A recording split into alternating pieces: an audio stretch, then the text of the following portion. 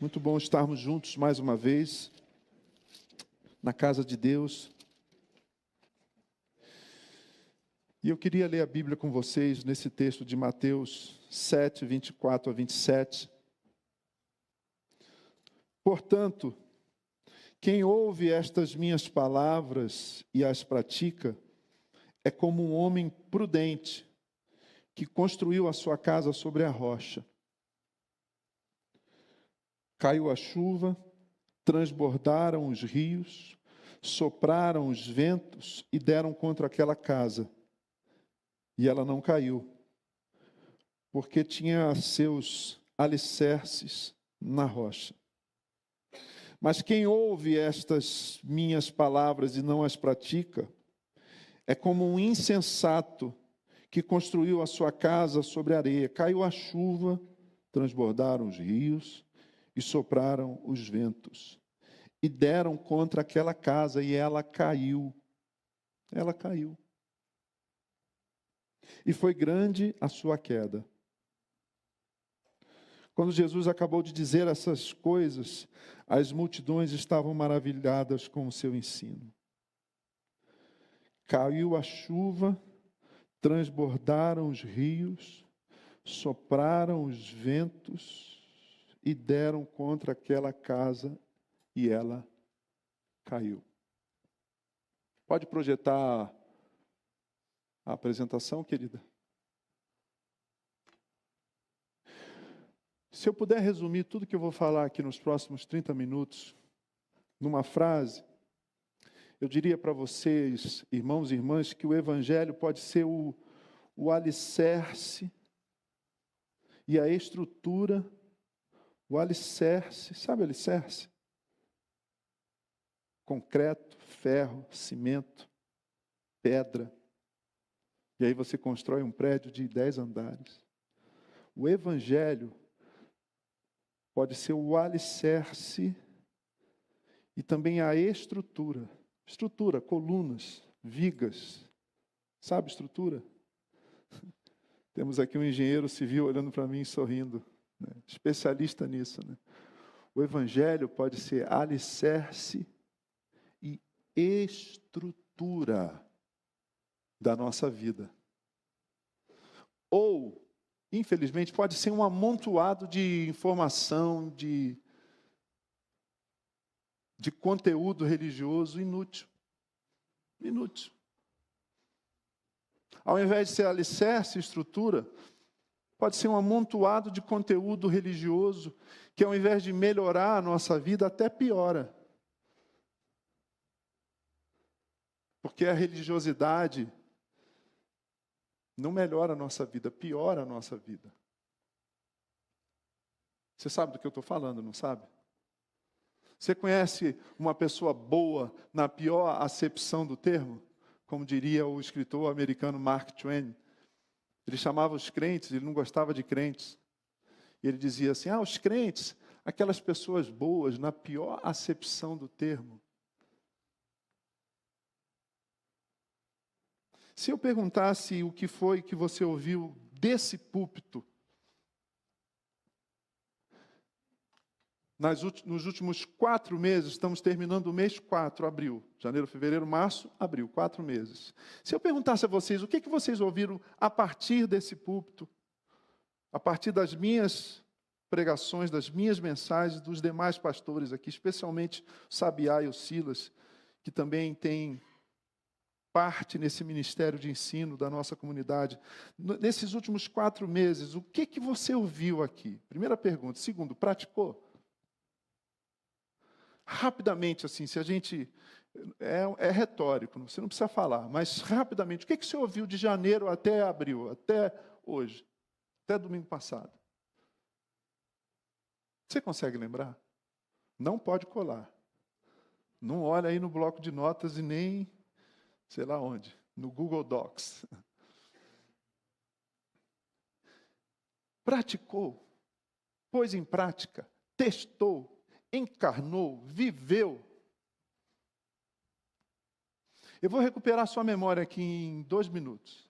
No mês de janeiro, o tema foi a igreja em Atos. Eu estava de férias, mas os nossos queridos pastores, presbíteros, membros do nosso conselho pastoral, pregaram aqui sobre a igreja de Atos como sendo uma igreja que ora, mensagem do Sabiá. O Silas pregou, o Augusto pregou, e nós tivemos ainda o pastor Simval Júnior pregando aqui, uma igreja que ora, uma igreja que ensina, uma igreja que se preocupa com o pobre, uma igreja que se dedica à comunhão. Isso foi em janeiro. Conteúdaço. Sim. Eu sei que você deu like, eu sei que você gostou. E aí eu fui de férias para o Rio, fui visitar minha família. Ficamos 2 semanas no Rio. Eu li alguns livros sobre oração, sobre avivamento, um tema que eu já venho trabalhado na minha caminhada devocional com o Senhor. E eu preguei um mês inteiro sobre a coisa mais importante. A coisa mais importante é a oração.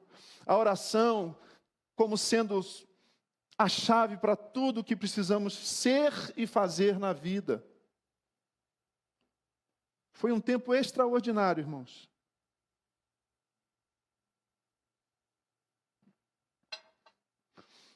Vários de vocês me procuraram dizendo: pastor, eu estava me sentindo frio, eu estava me sentindo desanimado, pastor, eu não oro mais. Pastor, Deus me confrontou. Pastor, voltei a orar. Pastor, voltei a ter tempo devocional. Aconteceram coisas aqui entre nós preciosas no mês de fevereiro. Aí em março, nós passamos o mês de março preparando a Páscoa, lembra? Desde a unção de Jesus em Betânia, quando nós aprendemos que não há coisa demasiada, não há nada demasiado como resposta à graça de Deus, porque se a graça custa tudo para quem oferece, nada para quem recebe, não há nada de demasiado que nós possamos fazer para o Senhor. Foi um tempo, foi uma manhã preciosa. Depois o pastor Silas pregou sobre a última ceia do Senhor. Depois o Sabiá nos impactou profundamente, nos relembrando a crucificação do Senhor. Olha quanto conteúdo. E aí no domingo de Páscoa nós relembramos a paixão, o sofrimento, a morte, a ressurreição do Senhor na ótica, na perspectiva de Simão Pedro, Simão filho de Jonas. Eu compus 7 canções e a gente fez um sermão cantado aqui. Foi uma manhã preciosa. Meu coração se alegrou profundamente. Esse foi o mês de março. E abril começou com o nosso querido pastor Silas contando a sua experiência de ter corrido 230 quilômetros. Quem está aqui, não estou louco, nem estou mentindo. Quem está aqui nos visitando, ele correu 230 quilômetros. Não foi 23 quilômetros não, ô pecador. Foi 230 quilômetros. E nós conversamos aqui, eu e o Silas, sobre o que Hebreus diz: corra com perseverança a corrida. A corrida como metáfora da nossa vida, como disse a Karen ontem, a corrida como uma longa obediência na mesma direção. Uma frase de Nietzsche que Eugene Peterson usa para descrever o discipulado. A vida cristã é uma longa obediência na mesma direção. Foi extraordinário aquela manhã, vocês lembram disso? O que vocês fizeram com isso? O que nós fizemos com todo esse ensino, com todo esse esforço pastoral? Com toda essa exposição das Escrituras. Aí em seguida, a nossa amiga Roseni, o Elmerim, que veio aqui e nos deixou extasiados com a exposição de Lucas 15. Eu sou o filho mais velho, eu sou o filho mais novo, mas eu sou chamado a ser como o pai da parábola que Jesus contou. Você só muda quando a dor de mudar é menor do que a dor de permanecer tudo igual. Nós ouvimos, nós fomos impactados, mas o que fizemos com isso? Domingo passado eu expus o texto de Jesus, de João 5, Jesus em Betesda, na casa da misericórdia, a igreja como casa, como lugar de misericórdia. E Jesus chega para o paralítico e diz: você quer ser curado? E ele diz: eu quero mais, eu quero mais, eu quero mais. E eu tentei enfatizar, eu procurei sublinhar o fato de que nós temos o poder de tomar decisões que mudam a nossa vida, ao invés de ficarmos vestindo uma camiseta de vítima e culpando o passado, aprisionados ao nosso passado. Você não conhece meu pai, pastor, você não conhece a minha mãe. Pastor, eu fui abandonado, isso, eu quero ser curado mais. E eu disse categoricamente, veementemente, eu disse com uma ênfase assim, de admoestação pastoral, não se defina pela sua doença, não deixa a tua doença te definir, seja definido pela saúde. E ter saúde é mais difícil do que ser doente. Porque quando a gente é doente, ai céus, azar, todo mundo tem peninha de mim. Mas ter saúde é ser responsável. É gerir a minha história. É projetar o meu futuro de joelhos dobrados diante do Senhor. Irmãos, 4 meses de conteúdo bíblico maravilhoso. Vou falar a verdade para vocês. Não é por nada, não. O que nós fizemos com isso? Como que a gente aplicou isso à nossa vida? Ao nosso casamento? A forma como a gente trata a nossa esposa? Como vocês, irmãs, tratam seu esposo? Como ambos tratam os filhos? A forma como você lida com o seu ambiente profissional, vocacional? A prática da sua profissão, a sua relação com os seus funcionários, a sua relação com o seu chefe, seu olhar para a sociedade? A forma como você lê as notícias, como você interage com o mundo.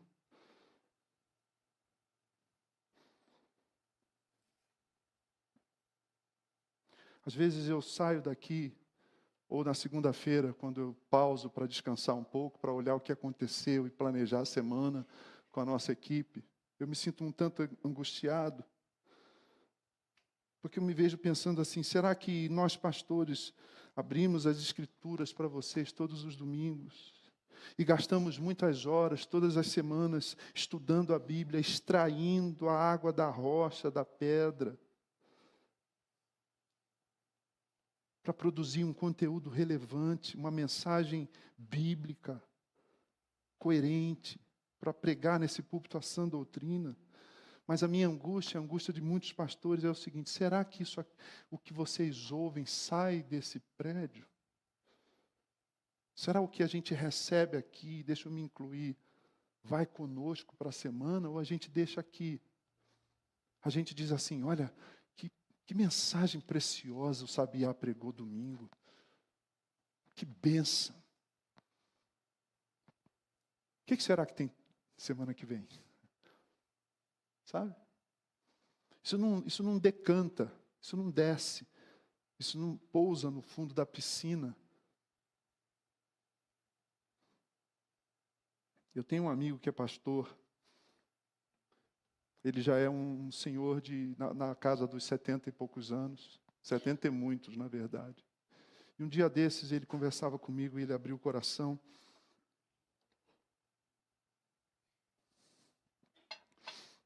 E ele falou assim, eu perdi, ele ainda é pastor, mas eu perdi a alegria de estar diante da congregação e pregar. Porque a minha crise, Gerson, é o seguinte, o que é que as pessoas fazem com o que eu prego? Aí eu fiquei com isso essa semana, olhando para esses últimos meses. Vocês sabem, vocês já notaram que nós planejamos as coisas, né, irmãos? Nossa igreja planeja as coisas. A gente não fala assim, como é que vai ser semana que vem? Não, a gente planeja, porque a gente faz para o Senhor tudo que a gente faz com excelência. Você concorda com isso? Você diz amém? Com excelência. Para a glória do Senhor, para a glória do Evangelho. Mas aí essa semana, pensando nos próximos meses, terça-feira eu tenho uma reunião de pauta com Augusto, Silas, a gente decide coisas com a irmã Ana também na secretaria, depois interajo com o conselho, com a diretoria, né, Beto? E a gente vai planejando e orando e sonhando e pensando, Senhor, para onde o Senhor quer nos dirigir? O que o Senhor quer falar para a nossa igreja? O que o Senhor quer fazer entre nós e através de nós? Essa semana, então, esse texto veio fundo no meu coração. Mateus 7, 24 a 27. Que serve como base para a nossa reflexão. é uma reflexão urgente que nós precisamos fazer. Portanto, quem ouve essas minhas palavras e as pratica, é como um homem prudente que construiu sua casa sobre a rocha. Tem uma expressão aqui tão poética, tão bela, maravilhosa. Ó. É um paralelismo bem próprio, assim. Essa repetição é bem própria do pensamento da poesia hebraica. Caiu a chuva, transbordaram os rios e sopraram os ventos. Você percebe isso na sua vida, quando de vez em quando cai a chuva? A chuva das tribulações, a chuva da dúvida. Você se dá conta que de vez em quando os rios transbordam? Os rios da tua paciência, os rios da tua serenidade, os rios da sua esperança. E você se vê desesperançando a vida. Ao invés de esperançar, conhece o verbo esperançar? Você se vê desesperançando ou se desesperando. Além de cair a chuva das tribulações, além de transbordarem os rios das dificuldades, sopram os ventos. Se a gente estiver estruturado, se a gente estiver alicerçado, deixa a chuva cair. Amém? Amém? Se a gente estiver alicerçado, se a gente estiver estruturado, deixa os rios transbordarem. Se a gente estiver alicerçado, se a gente estiver estruturado, deixa os ventos soprarem. Mas o problema é que nós não estamos alicerçados e estruturados. Por que eu afirmo isso? Porque esse alicerce e essa estrutura é resultado da nossa prática, da nossa encarnação do Evangelho.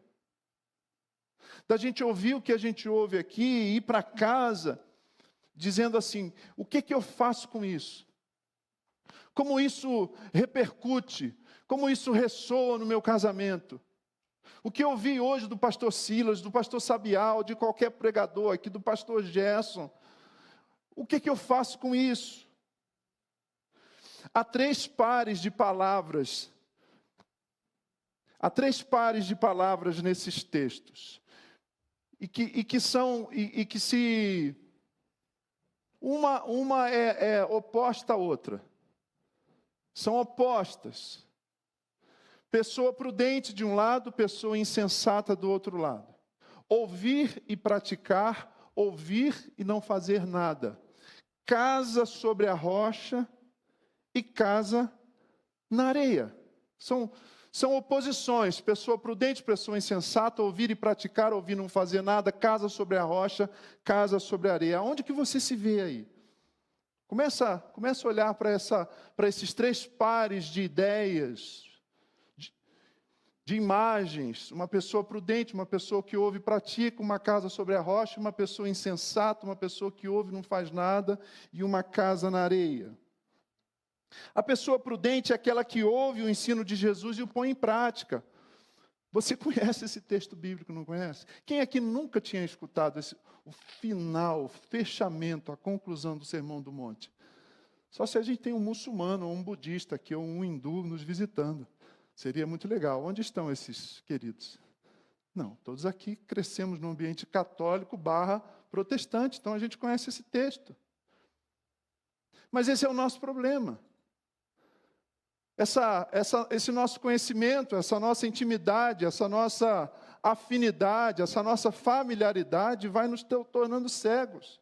Como eu gosto de dizer, ou como infelizmente eu preciso dizer, nós nos tornamos cegos de tanto ver e surdos de tanto ouvir.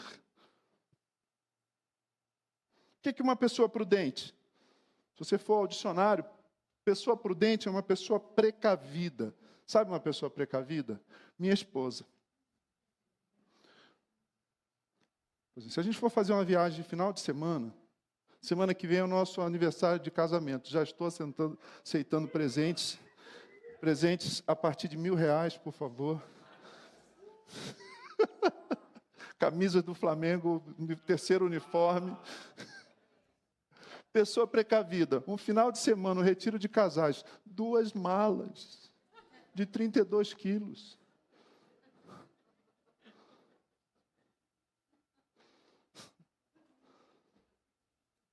Sim, eu te amo. You know how much I love you. Pessoa precavida, pessoa que olha para frente, que se preocupa. O Silas falou uma coisa muito legal, eu acho que foi de um midrash rabínico, né, daquelas piadas judaicas, né? O Silas falou assim: você já ouviu algum mendigo careca? Silas, você arrumou problema com alguns irmãos aqui, né? É politicamente incorreta essa piada. Porque ela faz pensar que a pessoa que está na rua ali não se preocupa com nada, aí cabeludão, né? Olha alguns servos do Senhor aqui, ó. São precavidos. Quando alguém fala assim, ué, você está diminuindo, você está perdendo cabelo, está ficando calvo? Não, estou aumentando a precaução. Depois vocês brincam com o pastor Silas. Foi ele que levantou essa tese politicamente incorreta, né? Pessoa prudente é pessoa cautelosa, é pessoa sensata, é pessoa ajuizado. Lembra quando nossa mãe dizia, toma tenência, menina? Né? Tenente. O significado e os sinônimos para prudente, para prudência, já são ricos, são fortes em português, mas quando a gente vai pensar o que é ser prudente e ser insensato, por exemplo, insensato é insano. A palavra insensato quer dizer insano, sem juízo, mente fraca, delirante. Conhece alguém assim? Que não fala nada com nada, que vive numa realidade paralela? Que não entendeu que a vida é dura? Que não consegue ponderar com profundidade sobre as questões da sua família? Que se omite, vai falar com sua mãe, agora eu estou ocupado. Em português, prudente e insensato já é forte. Mas quando a gente vai para os termos gregos, eu não quero aqui parecer erudito, quem é professor de grego é o pastor Silas, mas olha que interessante, a palavra prudente em grego, o grego que o Mateus usa, que Jesus teria dito, Jesus falou provavelmente em aramaico, e Mateus escreveu em grego, é frônimos, que quer dizer sensato, ajuizado. E é muito interessante que essa palavra frônimos, ela é a raiz da palavra diafragma, do substantivo diafragma, esse músculo aqui que ajuda na respiração, sabe, diafragma? Nós cantores usamos muito, né? Mas não apenas os cantores. Se você não tem um diafragma saudável, forte, tonificado, você tem problemas respiratórios. Então, um diafragma adoecido não é um problema só para a respiração, é um problema para o corpo todo, porque o corpo todo, o organismo todo precisa da respiração, não é? Ou seja, a prudência tem a ver com tudo aquilo que embasa a nossa vida. A falta de prudência repercute em todas as áreas da nossa vida. E como é que a gente se torna prudente? Ouvindo o que a gente ouve todos os domingos, 52 domingos por ano. Se você vier na quarta-feira, 104 horas por ano de ensinamento das Escrituras. Frônimos, sensato, ouve e transforma aquilo em carne, em ação, em atitude. E a outra palavra, a palavra para insensato no grego é moros, que é traduzido como tolo, como idiota. Em inglês, moros deu moron, que é idiota. E conversando com Silas ontem aqui, ele falou assim, mas moros também dá morosidade, moroso. Sabe uma pessoa morosa que é lenta para entender? Ela ouve e fala, é mesmo, é.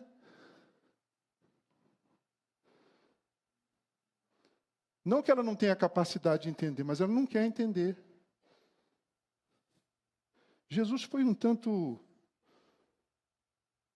chocante para mim. Quando eu fui fazer essa exegese, quando eu fui pesquisar essas palavras, eu fiquei um pouco chocado. Eu achei que o Senhor estava sendo até um tanto ofensivo. Senhor Jesus, você está me ofendendo? Quer dizer que eu ouço o que o Senhor me diz?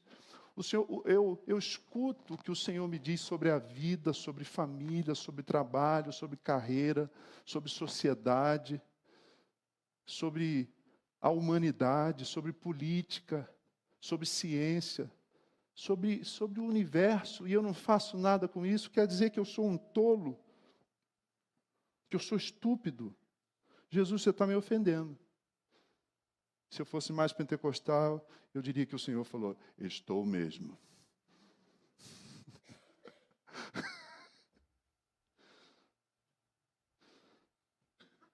Em outras palavras, saber o que sabemos da Bíblia e do Evangelho e não praticar, não fazer nada com isso, é uma estupidez, irmãos. Fica bravo com Jesus. Tudo bem? Fica bravo com Mateus. Eu só estou extraindo, abrindo aqui para vocês o que esse texto diz. Saber o que sabemos da Bíblia e do Evangelho e não praticar, não é inteligente, não é uma atitude inteligente, é uma tolice, é um desperdício. Quantos aqui já fizeram pós-graduação ou estão fazendo pós-graduação como eu? Temos vários aqui, tanto de especialização, lato sensu, como stricto sensu. Você faz a graduação e depois você vai para a pós-graduação. Se você for para uma universidade pública, você tem 3 categorias lá. Você pode ser ouvinte, aluno ouvinte. Você chega na classe lá e fala assim, tudo bom, professor? Meu nome é Gerson, eu sou aluno ouvinte. Talvez seja um pouco mais complexo do que isso, mas enfim. Aí ele fala, tá bom, pode sentar. O que faz um aluno ouvinte? Ouve. Desculpa, estou subestimando a inteligência de vocês com essa pergunta. Né? Aluno ouvinte tem que anotar coisas? Aluno ouvinte tem que fazer tarefa de casa? Aluno ouvinte tem que procurar o livro na estante virtual porque está esgotado e comprar o livro e ler tudinho e fazer um fichamento? Tem? Não. Ele é ouvinte, ele só ouve. E ele sai de lá dizendo, não entendi nada. Ou então, cara, o professor é cabeção, top, fera, sabe tudo. Só isso. E aí ele esquece o que ele ouviu. O segundo tipo é aluno especial. O que é o aluno especial? Ele faz uma inscrição, ele se inscreve num programa e ele é aceito como aluno especial. Ou seja, ele ouve, mas ele faz os exercícios, ele lê a bibliografia, ele faz trabalho que os outros fazem, ele só não ganha ponto, porque ele ainda não é um aluno devidamente matriculado. E o terceiro tipo é o aluno matriculado mesmo, que foi aceito. Aí tudo que ele faz depois vira crédito, vira ponto. Aí ele pode fazer a dissertação, ele pode fazer a tese. Eu queria aplicar isso para a nossa realidade aqui. Talvez a gente tenha aqui,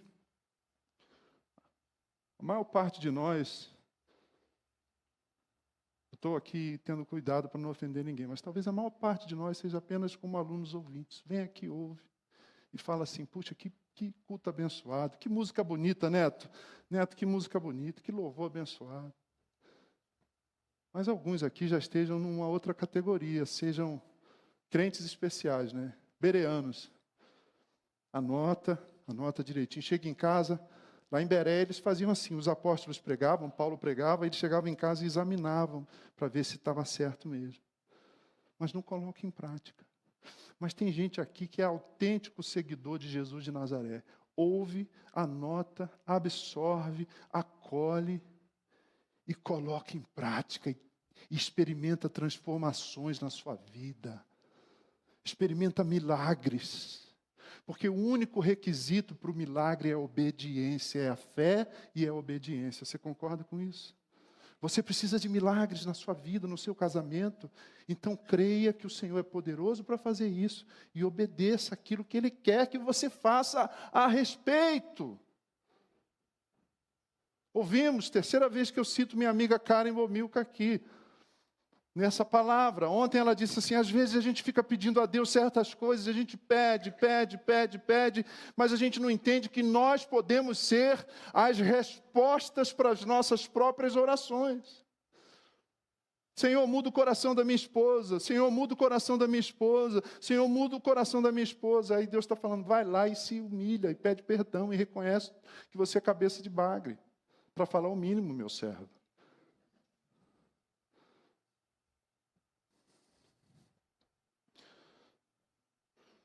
E ontem ela citou um homem que é muito importante para nós, o Dr. James Houston. Está com 101 anos. Fundou o Regent College, uma faculdade teológica no Canadá.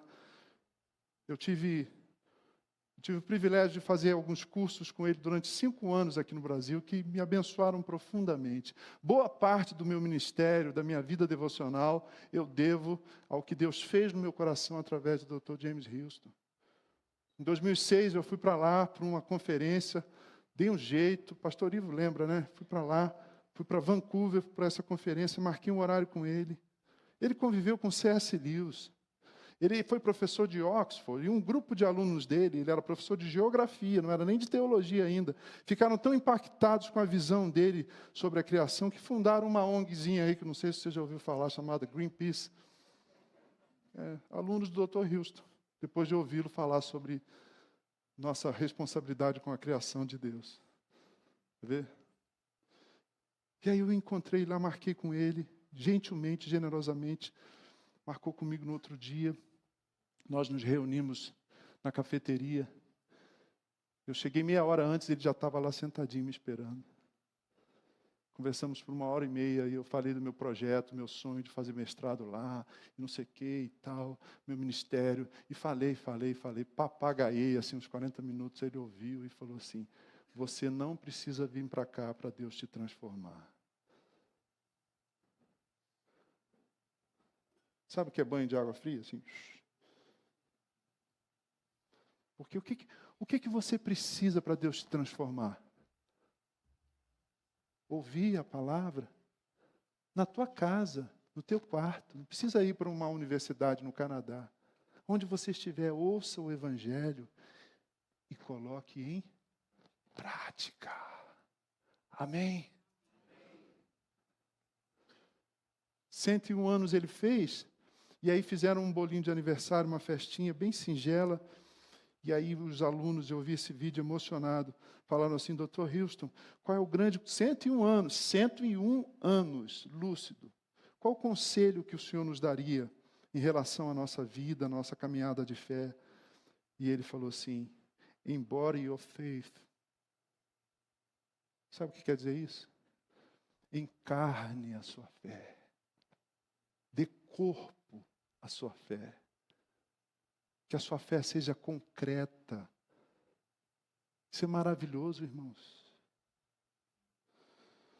Nosso amigo, pastor Osmar Ludovico, que nos ajudou a plantar essa igreja, que me ordenou o ministério pastoral, que dedicou meus filhos ao Senhor, que me mentoreou nos primeiros 5, 7 anos da nossa igreja, uma vez me disse algo que eu jamais esquecerei. Ele disse o seguinte, sabe, Gerson, se a gente puser em prática 10% do que a gente sabe da Bíblia, do Evangelho, a nossa vida seria transformada e esse mundo seria transformado.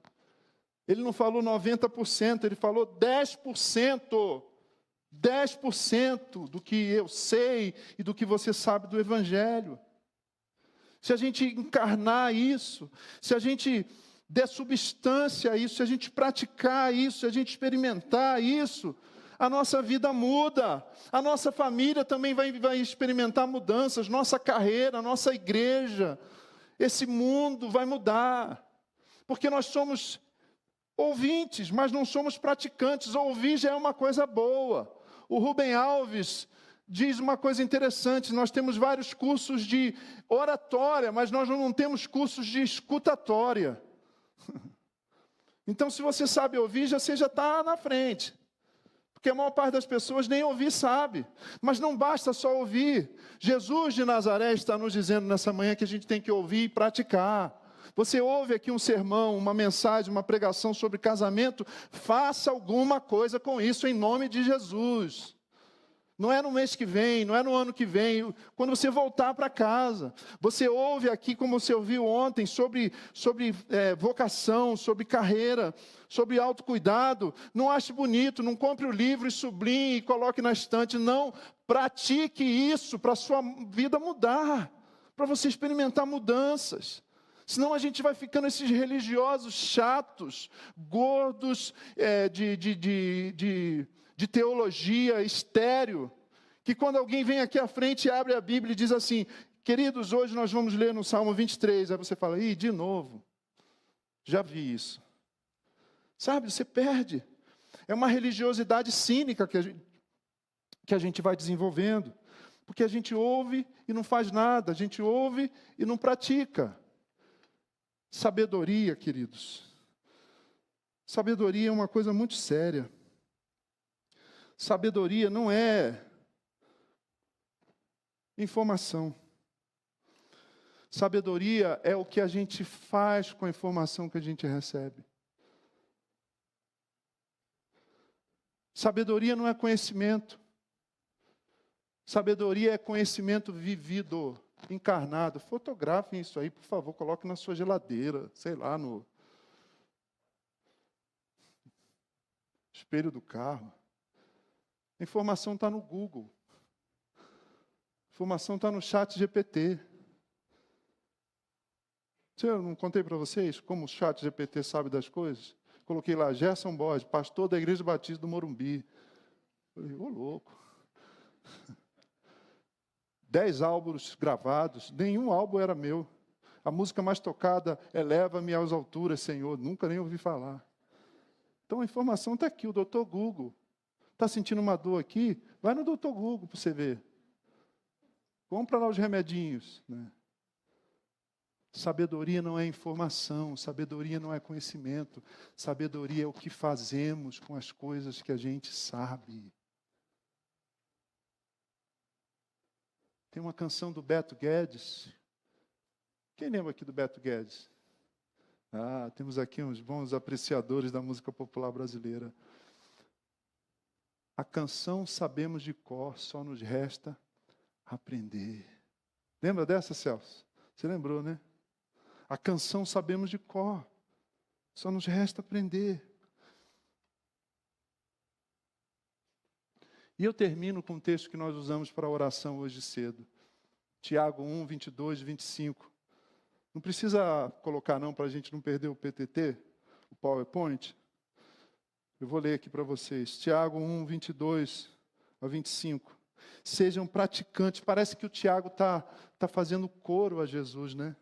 Certamente, Tiago conhecia o fechamento, a conclusão do Sermão do Monte. Quem sabe ele estivera presente quando Jesus proferiu essas palavras. Por isso que ele sublinha, por isso que ele reforça, por isso que ele reitera, ele subscreve. Sejam praticantes da palavra e não apenas ouvintes, enganando-se a si mesmos. O que Tiago está dizendo é que quem ouve e não faz nada com o que ouve, engana-se. Como assim? Que tipo de engano é esse? O Eduardo Gianetti tem um livro interessante chamado O Economista e Filósofo, Auto-engano. O pior engano é o auto-engano. Você sai daqui dizendo, poxa, minha fé foi edificada hoje. Que maravilha. Né? Aí eu não faço nada com aquilo, eu me enganei. Não mudou nada, irmãos. É isso que o nosso irmão Tiago está dizendo. Quem ouve e não pratica, engana-se a si mesmo. Aquele que ouve a palavra, mas não a põe em prática, é semelhante a um homem que olha para sua face no espelho e depois de olhar para si mesmo, sai e logo esquece a sua aparência. Parece uma pessoa lá em casa, que eu não vou falar quem, que vai no espelho, olha assim, se arruma. Aí, depois vai com outra roupa, vai e se arruma. E eu preocupado com a hora do culto. Aí essa pessoa volta de novo com uma outra roupa. Sim. Eu falo, pelas barbas do profeta, vamos para o culto. Pessoa. Mas quando ela acerta, e ela sempre acerta, fica melhor ainda. Não vou falar quem é essa pessoa. Né? Senão eu vou ter problema. Você sabe que só há um segredo para um casamento feliz. Descobri isso. Compre um sofá bom. Homens. Amém? Cara, sem um sofá bom, o casamento acaba. Especialmente depois que você faz essas citações no púlpito.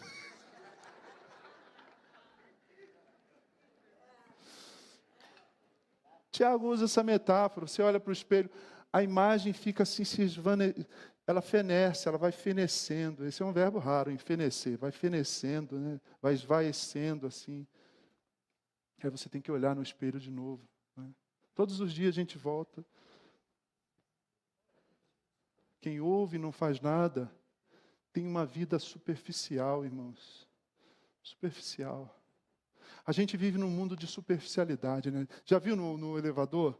Você entra no elevador, aí você entra, tem aquele vizinho que você conhece de vista. Conhece de vista. Para mim isso é uma contradição de termos. Você conhece de vista. Se você só conhece de vista, você não conhece. Porque você não sabe o nome, né?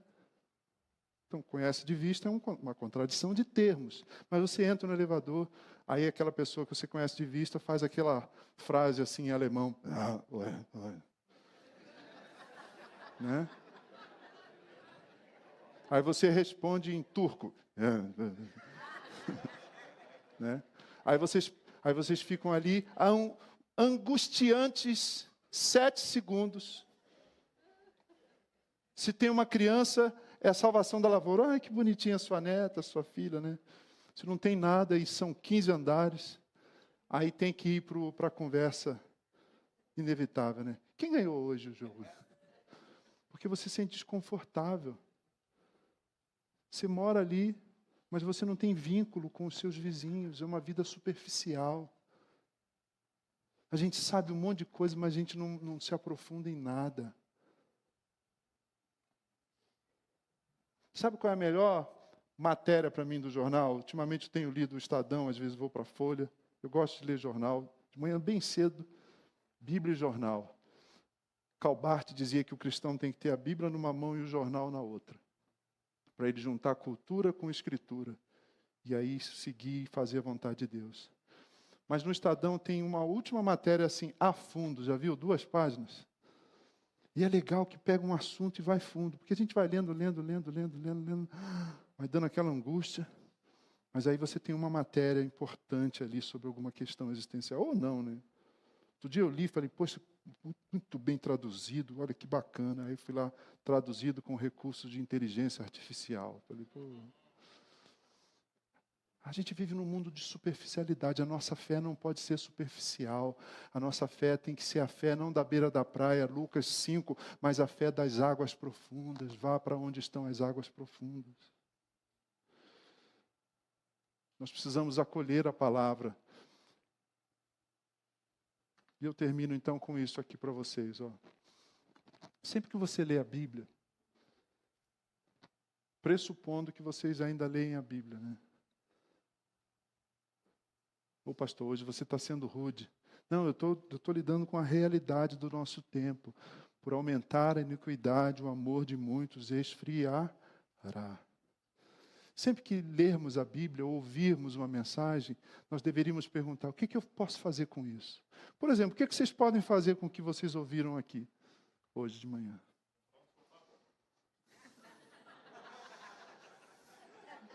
É verdade. É verdade.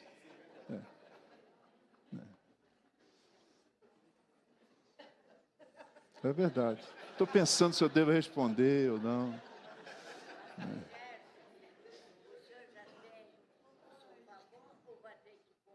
Não dá corda não, Tina. Foi uma ilustração infeliz. Você ainda fica dando corda para esse cinismo. Faz isso, irmã. Me ajuda. Não me empurra do precipício não, irmã. Eu já tenho um sofá bom. Era retórico, mas ele falou, né? O que vocês vão fazer o que vocês ouviram aqui hoje? Né? Anote em algum lugar.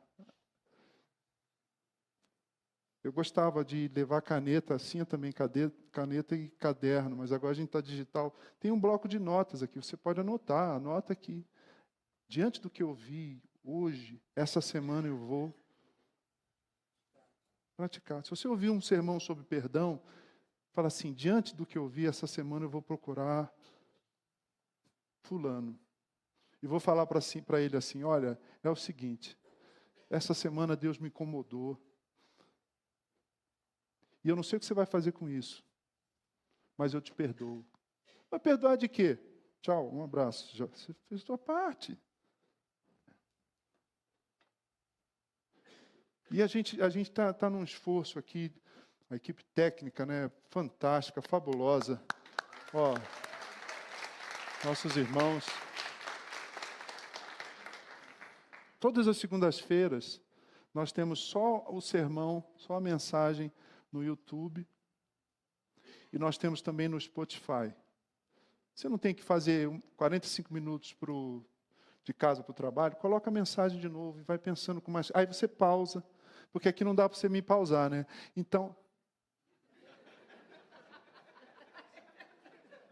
não dá para você fazer isso comigo, né, gente? Vocês estão... Poxa, gente. Mas lá no carro você pode. Você ouve o primeiro ponto do sermão, você pausa ali. E você fala assim, eu tenho misericórdia de mim, eu sou orgulhoso mesmo. Sou orgulhoso mesmo. Aí a mensagem é sobre generosidade. Aí você pausa ali e fala, Senhor, como eu sou pão duro, me liberta desse pecado. E aí quando você parar no farol e alguém fala assim, por favor, estou com fome, pare o carro e vai lá e compre comida para essa pessoa. Pratique o que você está ouvindo, em nome de Jesus. Sejamos uma comunidade de gente sensata. Amém? Em nome de Jesus. Feche os seus olhos, vamos orar.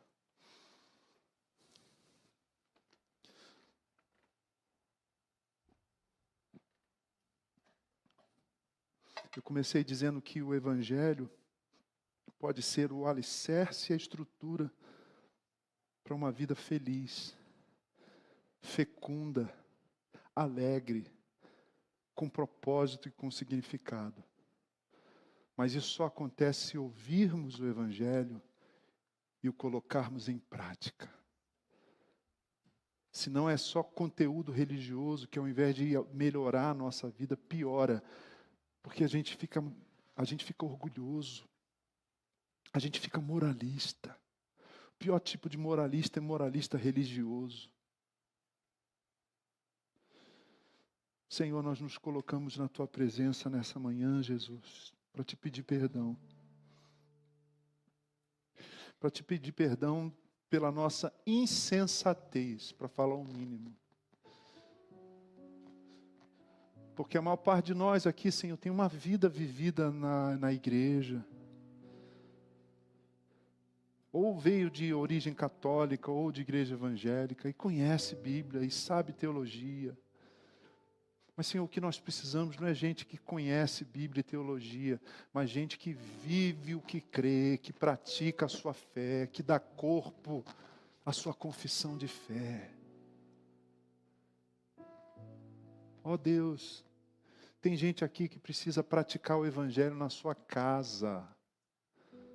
Hoje, não é amanhã, nem semana que vem, muito menos no ano que vem, hoje. Tem gente aqui que precisa fazer uma revisão da sua carreira, da sua relação com os seus funcionários, ou da sua postura com os seus superiores. Hoje, a sua atitude. Tem gente aqui, Senhor, que precisa olhar para a forma como cuida do seu corpo, da sua saúde física, emocional e espiritual, e tomar atitudes hoje, no dia de hoje. Porque o Senhor vive num eterno presente, o Senhor é o mesmo ontem, hoje e eternamente. Nós não acessamos o passado, Senhor, e não temos como tocar o futuro, mas podemos viver hoje na perspectiva da eternidade, uma vida que te agrada, que te honre, que te glorifique, e que seja vida de verdade, que seja vida dentro da vida, dentro da vida, dentro da vida, uma vida de dentro para fora, Senhor, a vida boa do reino de Deus. Ó Jesus, perdoa-nos, Pai. Perdoa a nossa insensatez, a nossa morosidade, Senhor. Ajuda-nos, Senhor, a sermos discípulos realmente matriculados no rol daqueles que estão te seguindo. Não apenas ouvintes e nem tampouco alunos especiais, mas gente, Senhor, que está de fato matriculado na escola de Jesus de Nazaré, seguindo os seus passos, Senhor, imitando o Senhor, participando da sua vida, porque a vida cristã não é só imitação de Cristo, é participação da vida de Cristo em nós, no poder do Espírito Santo, porque, como disse teu servo Paulo, já não eu, mas Cristo vive em mim, Cristo vive em mim. Senhor, eu oro que nós sejamos uma comunidade mais madura espiritualmente, gente mais piedosa, gente mais santa, gente mais amorosa, mais generosa, mais simples, Senhor. Gente mais engajada na igreja local, mas também no reino de Deus. Oh Jesus, o Senhor sabe o que eu tenho te pedido, Senhor. Ouve a minha oração. Desperta o teu povo, Senhor. Aviva a tua igreja, Jesus. Enquanto esperamos a tua volta gloriosa, Senhor. Que esse remanescente fiel esteja aos pés de Cristo e do altar de Deus, santificando-se, porque sem santidade ninguém verá o Senhor. Está escrito e nós cremos. E assim oramos, com o perdão dos nossos pecados, Senhor, para a glória do teu nome. Vamos dizer juntos amém.